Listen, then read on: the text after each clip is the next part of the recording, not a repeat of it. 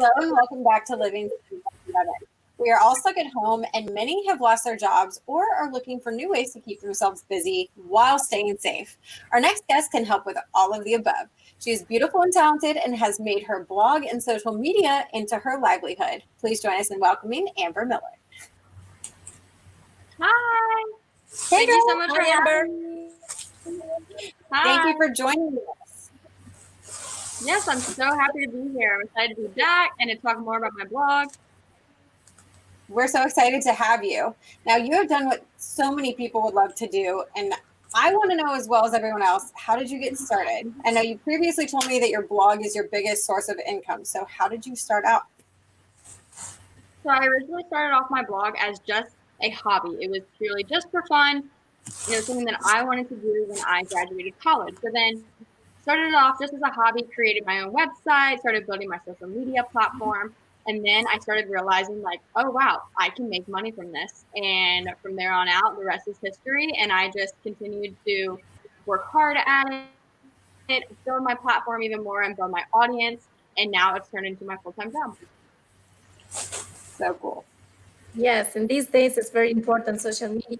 Amber, what makes a piece of social media content successful? Sorry, can you repeat that question?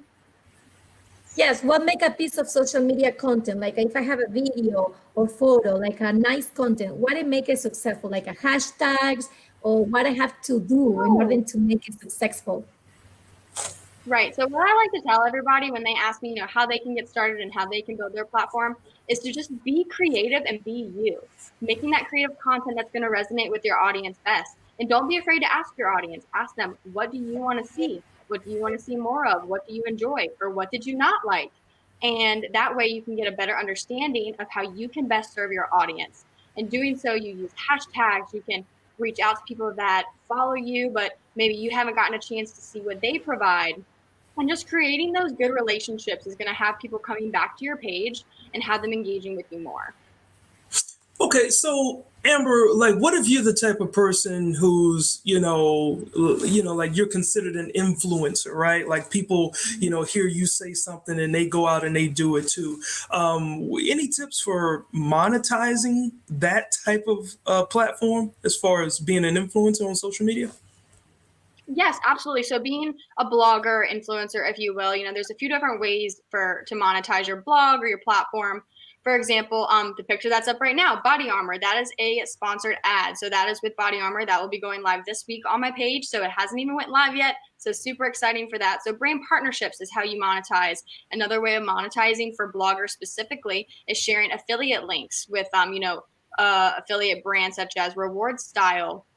You can link clothes that people will be interested in. And if they buy through your links, you get a small commission of that. So those are basically the two main ways that I monetize my blog is through sponsored ads and through affiliate links. So I got a question, Amber, because sometimes I receive personally a lot of emails or not emails, DMs. They say like a collab, collaborations. Like if you can contact us an email, that's what we can do collab. What kind of collab is that mean? Like, you need to contact them and find out, or just can be something like a really nice to do with them? Right. So there's a variety of ways you can go about when you get emails such as that. Make sure, one, that it's credible. You want to make sure it's coming from someone that, one, is something that you would support, and two, a reliable source. So if it's coming from a miscellaneous email that you have no idea where it came from, maybe you should question that, It's a little bit, you got to be concerned with who you give your information out to, who you give your address to, and all of that. So definitely just make sure it's a credible source, and also make sure it's a product that you truly support. The price may look great, but if it's not a product that you support and you value, then it's not going to be worth it to your audience. And you never want to portray to your audience a product that you don't actually use or support. Okay. Yeah, that makes sense. Okay. Yeah.